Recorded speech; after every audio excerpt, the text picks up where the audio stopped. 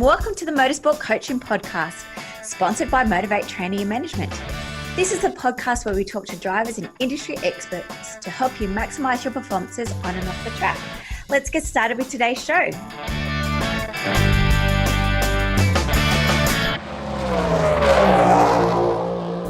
Hello crew and welcome to episode 133 of the Motorsport Coaching Podcast. I am your host Belinda Risley, and today we are joined by our good friend Matt Payne for Acclaim Media. Today Matt is going to be sharing with us some of the tips and strategies he's recently learned, I guess, over the last 18 months, but more recently at a sponsorship conference he has attended around what is happening in the world of partnership development from both sides of the track, from the sponsors as well as from the athlete's perspective. So there's lots of, I think, gold nuggets that you guys are going to pick up today around about the future of sponsorship. We do touch base about NFT'S, what that is, and how you guys can get involved. We also just talk about getting your brand out there and just really planning for 2023, and of course the opportunities to work with Matt at Acclaim Media. So I do hope you enjoyed today's episode. Depending when you're listening to this, we do have a media workshop coming up on Monday, November the 14th at 7 p.m. Australian Daylight Standard Time with Philippa Garana, talking all things media and how you can get started and how you can do your media strategy plan for 2023. And very excited to be announced that in January and February of 2023 that I will be doing live sponsorship workshops, the Winning Sponsors workshops throughout the East Coast of Australia. So the link to register your interest in each of those states, in Queensland, New South Wales, Canberra, all that state for today, and Victoria will be up there. And if you can race over it, register your interest and define which state you're interested in, we will send out more details specific to that area. Once it is all booked and confirmed, it is going to be a one-day workshop. We're going to go through a strategy that you can put into place for 2023 regarding your partnership development. All right, team, let's get started with today's show. Hey, Matt, and welcome back to the Motorsport Coaching Podcast. Yeah, thanks, Belinda. Great to be back here. It's been a while since episode 1, and obviously stepped into the hosting duties as well along the way also. So really good to be back. Yes, well, you have been very, very busy. But before we get into what you've been up to for the last 18 months, just introduce yourself and who you are, what you do, and your involvement in within motorsports. Yeah, so Matt Payne, my company's Acclaim Media. So we've been involved in motorsport and sports in general for about 20 years, along with various other projects along the way. And have looked after both athletes, sponsors and teams along that way. And it's been across quite a broad area of motorsport. So whether that's from supercars through to IndyCar, back through karting and speedway, and just about everything in between, I guess, over those years. And have looked after quite a few big sponsorships in the sport, like the likes of Orcon Steel, Castrol, Armour All, Pertec. For example, we went over to the Indianapolis 500 in 2016 with Matt Brabham, which was an amazing experience, and also have been editor of Speedway Racing News back in the day, the magazine. Wow, Matt, love your resume. You've been doing lots of things. What do you love? Do you love working with the athletes, or on the other side, more the commercial side with the stakeholders? Yeah, it's interesting. Like I really like working with people coming through the sport and giving a bit of advice and all that sort of stuff. And recently with Alex Gardner, when he went across to the Ferrari Academy, we did a session with him just to give him a bit of advice and just do some media training before he went across to that. And he made it through to round 2, which was amazing, and really well, a really well done thing, considering he was probably the youngest driver as part of that shootout. So that was cool. But I really actually enjoy like the sponsorship leverage side, and I guess taking a step back from actually being actively involved in a team, but working with the sponsor and how they might be able to elevate their platform within the sport and to the fans.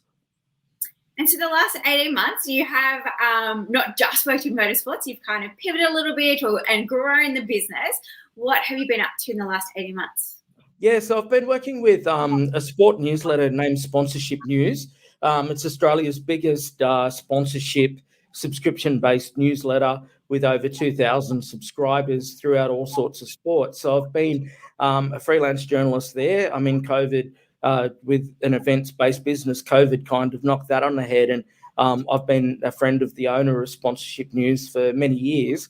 And so I've been working with him. And that can see any day going from speaking to the NRL, someone in the NRL, someone at the AFL, in a club, a sponsor. You might go to basketball. Basketball's pretty strong in terms of what they're doing in a commercial sense at the moment, and even surf lifesaving or surfing. So it's really diverse, and I can be speaking to rights holders, as in the team or the overall league. Right down to sponsors or agencies and so on. And even recently hosted a conference at Marvel Stadium in Melbourne with 150 people from right across the spectrum. And that was both parts nerve-wracking, but also interesting just to get an insight as to what's going on across various areas of sponsorship, not just sport, but right through the arts into ballet and so on and so forth as well. I'm still waiting for my ticket, but that's okay. We won't go there. My business. I asked you for a ticket. You said yes. Anyway. I can't give away anything. I'm not going to give on myself. Let's go into a bit of those insights. Obviously, it's great to know about different arts, as you said, and sponsor and different sports around about like what the sponsorship and PR and branding and all that kind of looks like. So can you talk us a little bit through what you've learned at that conference and just like generally working in sponsorship every day, day in and day out? Like what's kind of changed after COVID? Right now, and this is like across a lot of the sports, and I especially got this from AFL a couple of months ago, is that there's such an appetite for people to get back to sport.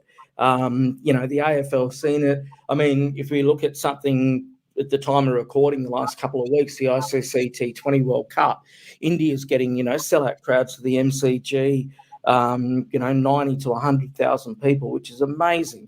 The Gold Coast 500 up here a couple of weeks ago, the atmosphere in town, I've not felt probably since the IndyCar days. I had a couple of days off and basically just became a tourist in my own town early that week because it had a real buzz about it. And the Gold Coast Surfers Paradise hasn't had a buzz like that for a long time across various events, regardless of whether it's the V8s or not. And then when you went to the V8, you could barely move in there. It was huge. It was just amazing. And, we saw that earlier on this year with the Formula One Australian Grand Prix as well, is that people just want to get back to sport. And, the rights holders are starting to feel that. That's what I'm picking up. And sponsors are starting to respond as well. So, football, for example, is signing up a whole range of new partners. Like today just signed Lego across both the Matildas and the Socceroos. For a program that's working towards a grassroots program that's raised about $300 million into 2023 as we head to the World Cups, not only for the men in a couple of weeks' time, but for the women in July next year as well. So you're starting to see companies like that. Then you've got the Adelaide 36ers, who I think is probably the most progressive club in Australia that I've certainly dealt with. From their commercial point of view, they're signing up a whole range of different sponsors to the NBL outfit and really taking advantage of the growth of basketball in Australia, both from a fan perspective and a participation perspective. And I think even in motorsport, if you have a look at the things that Australia is doing now on the global stage, I mean, we've got Jack Doohan as the FP1 driver at Alpine. You've got Oscar Piastri, the first driver to come through the Australian Kart Championship system under the AKC system to make it into Formula One next year with McLaren. I mean, it's an exciting time. And you look through even Scott McLaughlin, what he's doing in IndyCar. even launching a sprint car team overnight with Jared Waitley, Timmy Hodges, who's the producer of AFL 360 and a mad sprint car fan, and Jack Revolt. Like you've got those guys that have jumped into to team ownership to bring a new focus to it with Napa Auto Parts. As an Australian in motorsport, it's a really exciting time, and I think that now that the world is reopened, that we've got some great opportunities to be communicating our messages to various people, and I think the shift in the way that we communicate. I mean, you're at the other end of the country to me at the moment as you're interviewing me, and we're watching each other on video. If you go back 10 years, that would have been almost unheard of to conduct a meeting, let alone an interview in this way, shape and form. Yeah, it's amazing. Technology is amazing. Australian motorsport is amazing at the moment. Obviously, we've still got Hunter as well, McRae going the Indy Lights. There's lots of people going, lots of places. Even a few of the Aussies are heading over to New Zealand for that Trans-Tasman short series in the TR. Yeah, the TRC, the Tour Racing Series. Yeah. Like for those 6 rounds, like an international flavour. But yeah, I feel like, again, now athletes are starting to go internationally. I guess that kind of poses the next question around about international sponsorship. Do you feel like it's obviously just mentioned like Lego going, they're more like the national race teams, but do you think sponsorship's now easier to gain, or it's harder, or it's still the same? It's around about being unique and showing what your differences are and the benefits that you can offer that sponsor. Yeah, I think that it very much is. Like you've really got to be a little bit out of the box, I think, to try and attract it. It's not easier. Getting sponsorship is not easy. But once you get them in the door, it's a matter of keeping them there. That's that's the interesting side of it. You've got to try and get them through the gate. Like if you look at, as an example, Emerson Harvey got Rocket on board, which is John Paul DeJuria's company, which is a mobile phone technologist from the US. I mean, Jean Paul, he launched Patron, like Tequila Patron. And Emerson just reached out and said, hey, I like the brand. Are you interested in coming on board and sponsoring us? And they did. And that led to their other brand, which is a beer brand, jumping on board with him as well for his Toyota 86 campaign. I mean, that was obviously in the middle of COVID. So therefore that kind of changed things up. And I'm not 100% sure on where that's at now. But it is a matter of just being out there. And, COVID has provided opportunities. Another group that I've been working with over recent times on a short-term consultancy has been the FIM World Supercross Championship, which is based here on the Gold Coast. And that purely came out of COVID. There was an opportunity where the American company that held the rights to the World Championship handed it back to the FIM, and they put it out to tender. Adam Bailey and Ryan Sanderson, in conjunction with Tony Cochran, put together a proposal, went to them and got it. And it's based here on the GC. And, it's fantastic that that they're able to do that. And, in my role, I was, I guess I was a traffic warden with the agencies. So at any one time, I'm managing two agencies in the UK, an agency in California, and an agency in Melbourne. So therefore, you are relying on video conferencing, late night telephone calls, early morning telephone calls, that type of thing, to make it all come together. And I mean, that does open up opportunities. So if you do have a brand that's got a presence in Australia, reach out to them. Why not? Reach out to them and see what you can do, but be different. Like, offer up something that's unique, but make sure you work your butt off to leverage sponsorship. Like, you've really got to push that brand out there to make sure that they maximize what they're getting from you. And whether that's wearing their hat at every opportunity, whether that's, your social media posts, but don't rely on your social media alone, but, connect with your commentators, connect with the stakeholders that are involved, and see how you can leverage that. I mean, the one that I'll always come back to is Brock Feeney with Boost Mobile. you'd hang out with Brock at a family barbecue and he'd be wearing his Boost Mobile hat. And next thing you know, he's got a sponsorship from Boost Mobile into his Super 2 outfit. Now, look at him. He's now part of the Red Bull 888 racing team because he knew how to work it. Like, you just work it. You don't stop working it. It's a 24/7 deal. That's right. Like I said, we're always a walking billboard for ourselves and any sponsorship opportunity. So, Matt, you just mentioned that you come off the sponsorship conference. Were there any other golden nuggets that you picked up, or any tips or strategies that you can share with us today, other than the ones you've kind of just dropped about being that walking billboard and, the fact of just being persistent and being unique that you identified from the conference? Yeah, I think I've probably got more out of the arts section, like with Ballet Australia, that they sort of get involved at the community level. Because, I mean, obviously, if you're a ballet dancer, you're not necessarily a walking billboard for a brand, so to speak. But, what they've been able to do is actually become a physical billboard with what they're doing. So their sponsors have involved some of their athletes on billboards and in their advertising and so on and so forth. And from what I can pick up, ballet dancers are very much like race car drivers in terms of if they've got to approve the photographs that are taken of them in case their hands are in the wrong spot or in case their legs in the wrong spot. And I'm like, bloody hell, this sounds like a race car driver to me. Well, at the end of the day, it is their brand, isn't it? So they want to speak in the right way. So I guess if they are going to be utilising their photos, they want to make sure that their photos represent what they wanted it to be seen. No, that's 100% right. And that's what I found was quite interesting, is that they did take such time in making sure that they're, I think embouchure is more of a musical term, but in terms of the way that their positioning was for those particular photographs, even though it might be a still photo, that they have to approve all of that and they can't just, throw their leg up and throw their arm out kind of thing. I really found that to be quite interesting. The rise of NFT is also something. It was a panel session. It was our last panel session of the day, which I found quite interesting.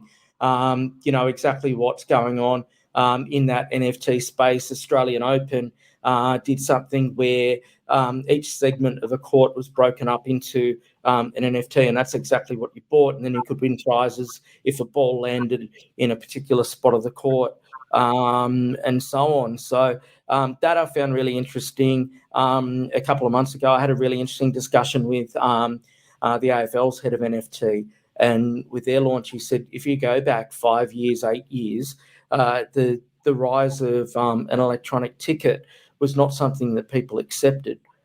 He said now it's every day of the week. Is like you basically don't get a printed ticket when you go to the football any longer. He said that's something. An issue last night at the concert in Sydney, Really? and they had to delay. I can't remember the artist, Dupla. It's like a young female chick. I don't know. Anyway, so last night though at the new stadium in Sydney, all the tickets wouldn't work, and so fail. Like a glitch. So like anything, there's pros and cons about moving forward with technology, but then there's a lot of people having to try and find and showcase that they actually purchased the tickets, and we couldn't even tell them which tickets they actually which tickets they bought. So I'm a bit archaic like that. I like having my ticket.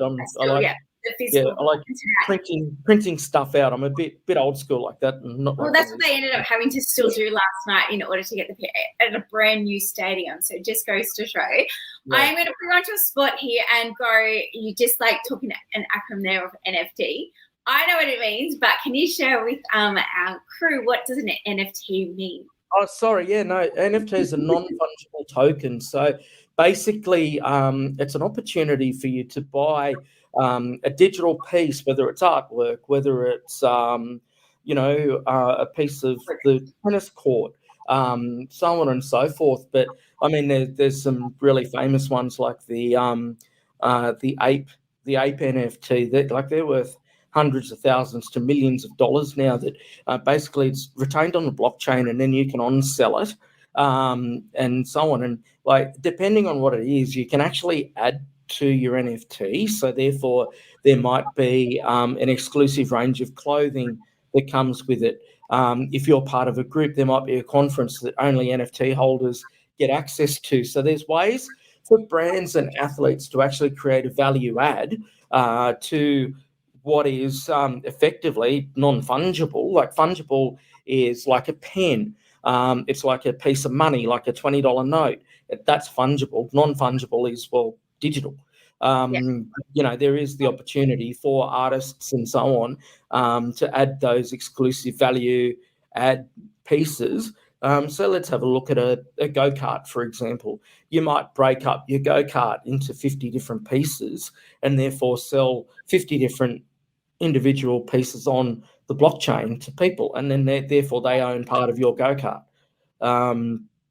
And, depending on what part it is, depends on what it's worth. And then as you go along, that might be part of your branding as you move through the sport. So therefore, those people come along the ride, there might be a profit share with that as well as you go along the line and are fortunate enough to actually earn some money out of going racing, that type of thing. You can offer up specific merchandise. So only your NFT only owners get one of 50 T-shirts, for example, or one of 50 specific caps that nobody else can own.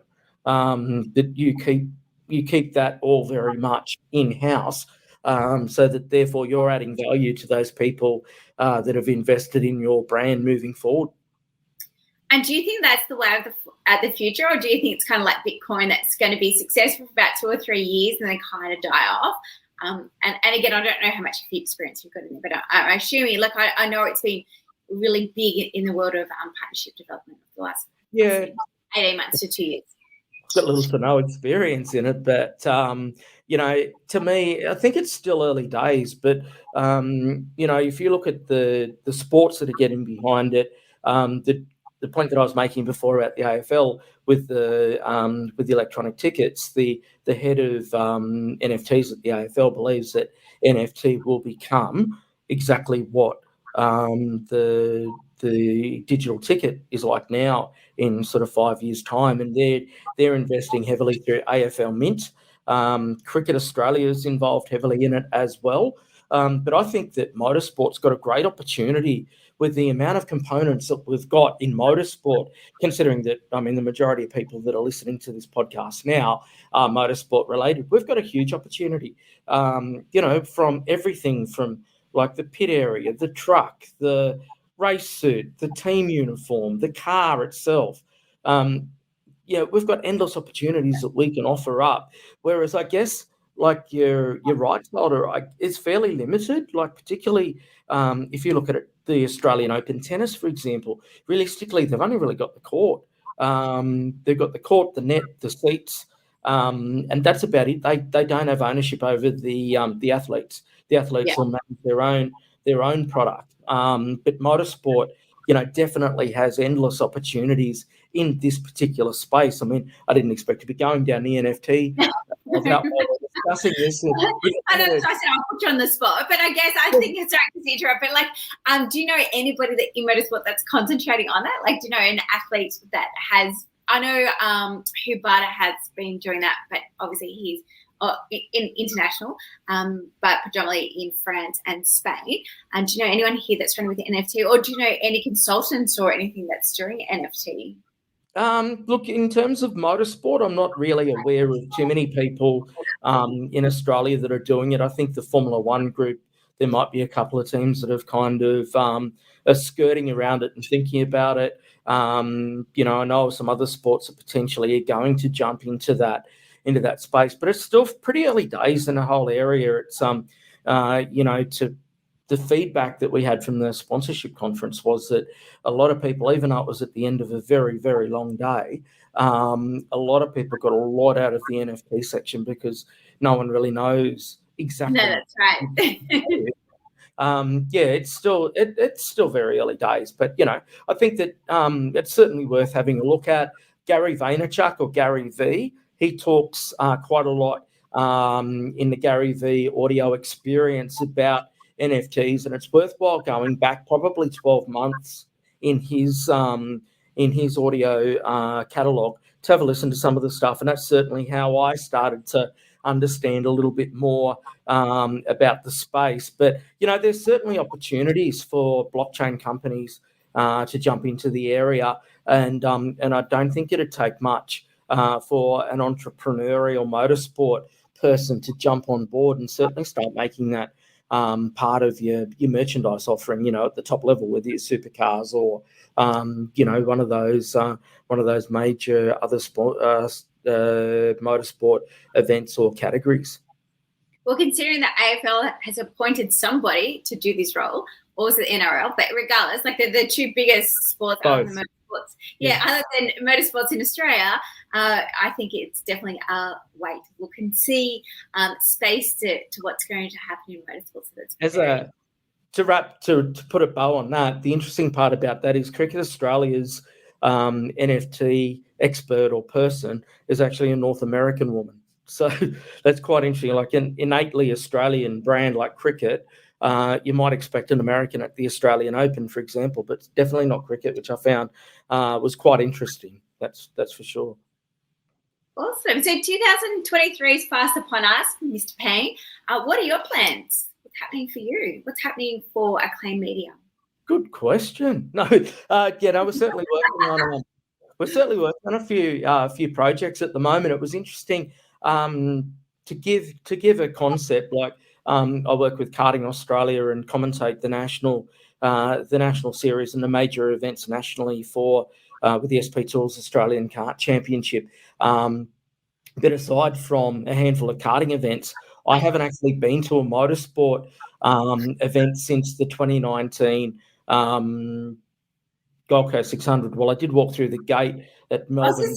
We were in the gate. Come on, at the Grand Prix. I listened to an engine at the Grand Prix, but I didn't see a car. So that's right. I got quite excited when I saw a race car for the first time in 3 years 2 weeks ago.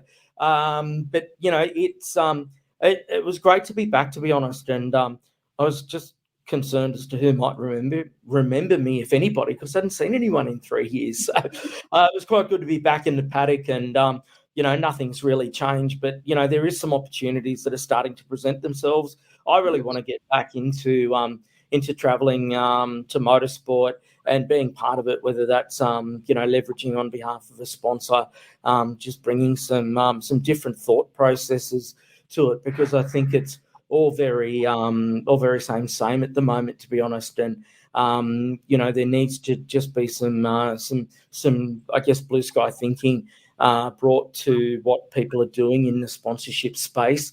A true highlight for me over that weekend was Boost Mobile's activation. So you couldn't walk 100 yards without not running into something orange or black.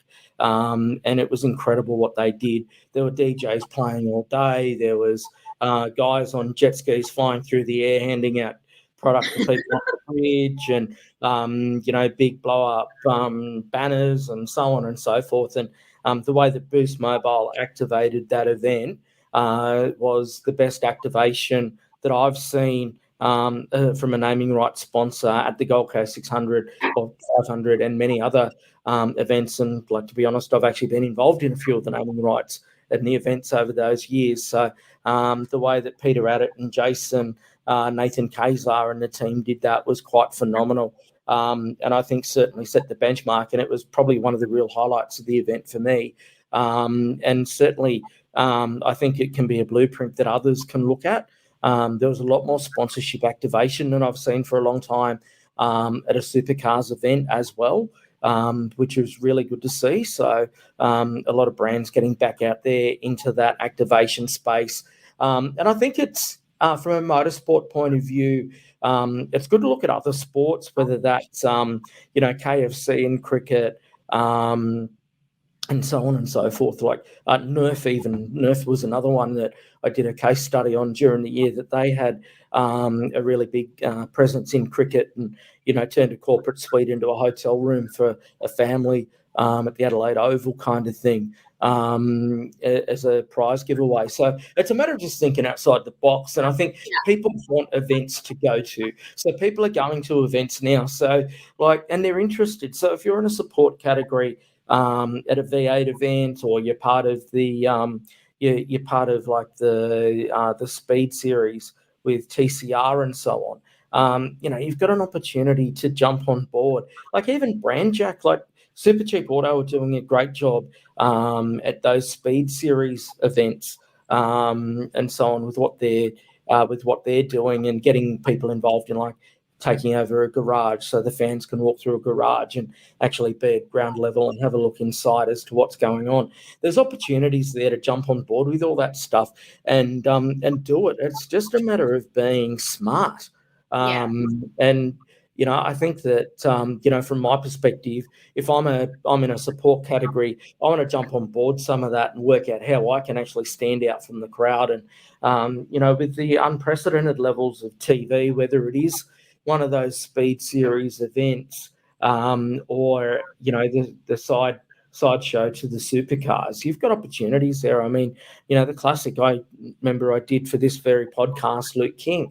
And he was activating with Maotai, which is an obscure Chinese brand, a liqueur that's not necessarily known in Australia, but he's done a terrific job in being able to leverage the Maotai brand in Australia and take that to another level. And there's guys out there like if you're on that speed series, Greg Rust is one of the most approachable guys. I was actually messaged him last night. I listened to his podcast with Carl Reindler, and Carl brought up some great memories from, things like A1GP that I was involved in. I was on the ground at Wanneroo Raceway when he had his Fireball, and it was literally on the grid that day that it happened. And it was a weird feeling, and it just brought up some great memories in that sense. But Greg's really approachable. Matt Nolte's really approachable. So to Chad Naylon, all of those guys are super, Richard Crail, they're super approachable when it comes to if you want to reach out with information, because they don't have information. Like they don't know what they don't know. And even like at the weekend, I was commentating the Ultimate Club Racer event, and some of the races were extreme blowouts. And like, what am I going to talk about when someone's 20 seconds in front of the field? Thankfully, one of the guys that actually was 20 seconds in front of the field was Matt Basso, who's been on this podcast. Him and his father, Paul, are extremely active in what they do in terms of reaching out. So therefore, I had something to talk about a little bit, even though he's 20 seconds in front of the field, I had nothing else. But even I've been mates with Johnny Growth for 100 years. Like, it makes me feel old that I'm commentating his 9-year-old son. Had a drink with him and Kel on Friday night. Like, yeah, it's like John Golfer, like, when he started in karting, he was doing like the Ford Kart Stars Rotax series at the time. I was at Kart Oz magazine, and John was actually my go-to for all the information. I'd ring him at the end of the weekend to work out exactly what was going on when I couldn't travel. So it's been that long that John's been around, and now Carter, his son, is starting to come through, and we're starting to talk about, they're starting to talk about his brand, and Carter's actually taking notice of his personal brand. He doesn't speak much, but they're saying, like, he's out there in the cart. He's like, can you see the Soddy card on the back of my suit? And stuff like that to them. And, well, he's like, he's a helmet behind the wheel, basically. But and they are at that age. And that's like what we're trying to hear, is to get them out of their helmet in front of the screens and to build their confidence. I love, Matt, that the fact that you and I go to racetracks. Yes, we do watch the racing, but predominantly we are looking at sponsorship activations. We are looking who's sponsoring. We're looking what's happening around the track. We are actually looking at fan engagement. And I say to everybody, whether it's supercars or whether it's TCRs, or I still can't get my head around the word speed series here, which I will for next year without doubt. But even, I think it changed its name again the other week, didn't it? Oh, I know. Anyway, ARG stuff. Like ASA, like around, like seeing the different sponsorships around, and just seeing how it can actually relate to the athletes themselves and the opportunities that can represent. I always say that obviously if there's a sticker on the part of a vehicle, then they've already got an interest within motorsports. So if you can find a unique way to contact them, I'm not saying to go and steal that sponsorship, certainly, but if you've got something unique that you think, hey, I actually, for example, if it was San Remo, I actually love cooking pasta, and that's something that I do have every week, then certainly you can go there and go, hey, look, I saw your sticker on blah blah's a transporter, and I was just wondering, and having that opening line for them to start that conversation, again, without stealing it, but knowing that they've already got an interest within motorsports is a little bit of a softer sell than going to someone and cold call without them having any knowledge or awareness of what's actually involved in going motorsport racing. Yeah, I think I was listening to, I think it was Vance Joy. He did Mark Howard's Howie Games Artist series recently. I'm pretty sure it was Vance Joy, and Howie always asked what what advice he'd have for young people and so on and so forth. And the answer was to be present. Just have presence, as in, like, be aware of your surroundings, be aware of what's going on in your area and how you might be able to leverage what's going on. So, for example, to use the pasta example, to use pasta as your example. So if you are passionate about cooking pasta, well, go to San Remo, go to one of these pasta companies and go, look, this is my passion. This is what I do. This is what I want to do. Then how do you leverage it? Okay, well, you might video yourself making up a pasta meal. Like, you might do that once every fortnight, for example. So therefore, it's not about being in motorsport. Like, it's not just about being a helmet. It's about something else. And going back to, I used Johnny Grother as an example with Carter earlier on. He loved Chupa Chups. Yeah. Based up in Gladstone. Well, how he got a Chupa Chups sponsorship? He went to his local corner store, said, I love Chupa Chups. Who do I talk to? They introduced him to the distributor. Next thing you know, and at that time, MotoGP was huge on the Chupa Chup helmet. I think it was Lorenzo that had the Chupa Chup helmet. Well, Johnny got a sponsorship from Chupa Chups and created the helmet. Then he used to go along at the major events and hand out Chupa Chups to the kids on the fence. And now Carter's got a Chupa Chups helmet and had various iterations of the Chupa Chups helmet. So it's about being present. And what are your passions? Like, if your passion is technology, okay, what do you do? How can you then go to a technology company and go, well, this is what I do. This is what I want to do. I can do an unboxing. I can do this. I can do that. How do I actually leverage up what I can do for you over and above what's on my race car? And it's a matter of just talking to people. There's no such thing as a new idea. So steal with pride. Like, there's no such thing as a brand new idea because it's already because you're unique, and what you can bring, like exactly what you're saying, your skill sets or interests or hobbies is going to be what you're unique about, and then how you can actually implement that benefit to that sponsor is going to be that point of difference. No, that's exactly right. I mean, you look at Matt McLean, for example, in the Super 2 Championship. He'll go around again, but what's different about Matt? He's got long curly hair. He stands out from the crowd. He's got his tight, skinny jeans on. His mates that have just, walked out of the pub where they've been playing the night before. He's a guitarist in a band. He looks different. He is different. And that's what his point of difference is. No one likes everyone being the same. Like, and a lot of the problem with motorsport people is that you become cookie cutter.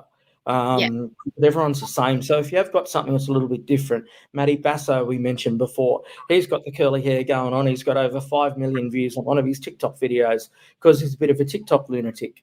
I'm not really into that. Also, Luke King, and I always say to everybody, to all our clients, like, make sure you follow Luke King as well, because he does fantastic work for his sponsors, gaining new sponsors, representing his sponsors, and as well as Matt, very, very different people.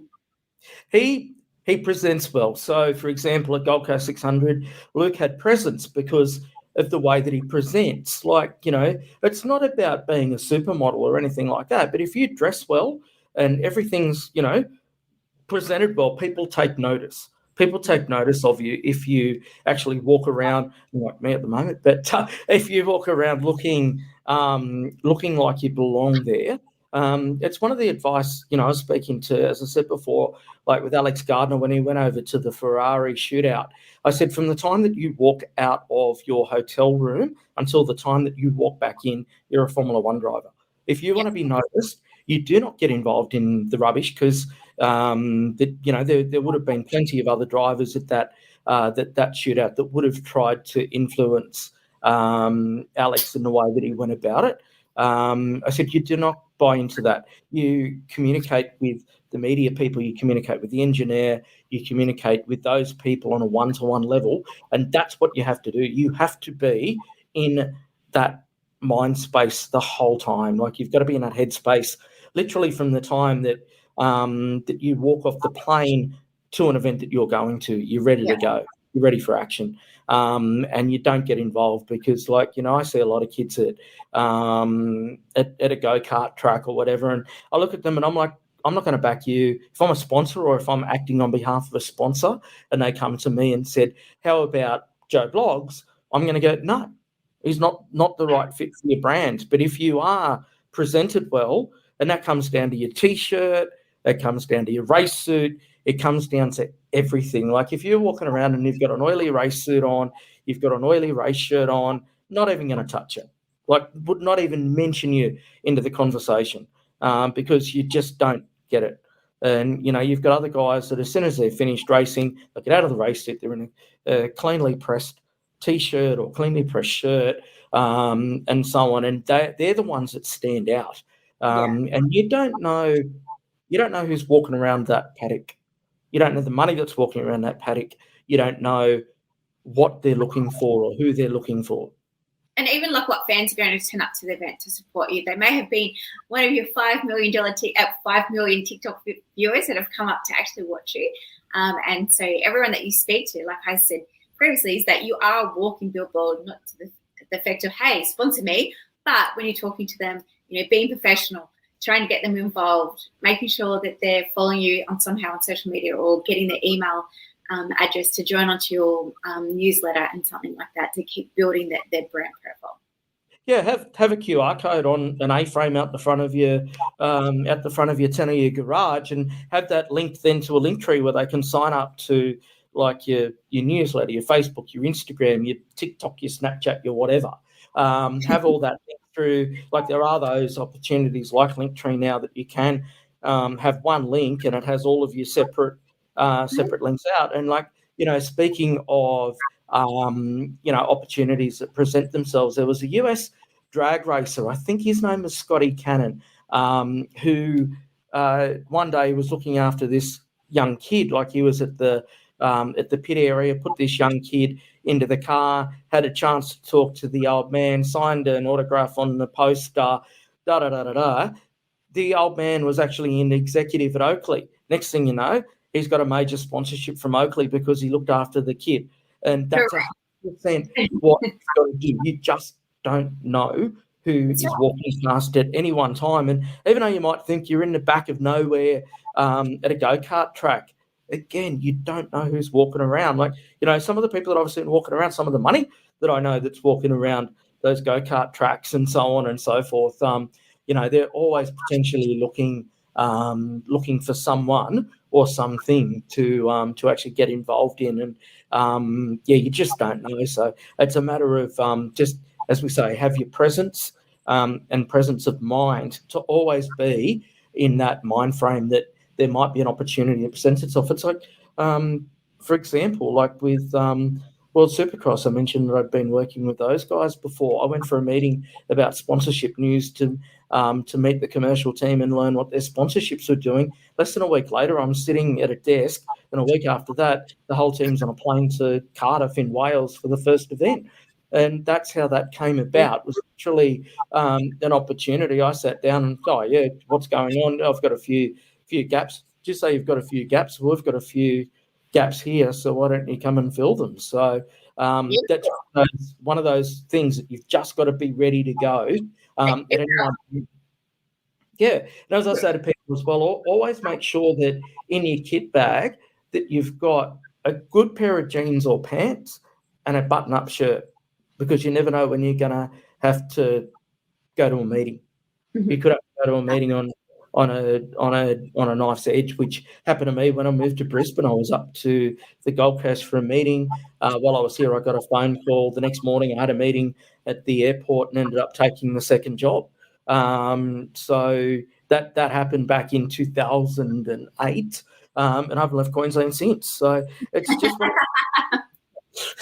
No, I'm not a Queenslander. I bleed blue, but you've got to be ready for those scenarios. Like, you don't know what meeting might present itself from somebody that you've been reaching out to. You could have that meeting at Sydney Airport, at Melbourne Airport, at Adelaide Airport.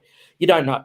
So just always be ready to go. Always have those, that good pair of pants and a good shirt ready to go, just in case.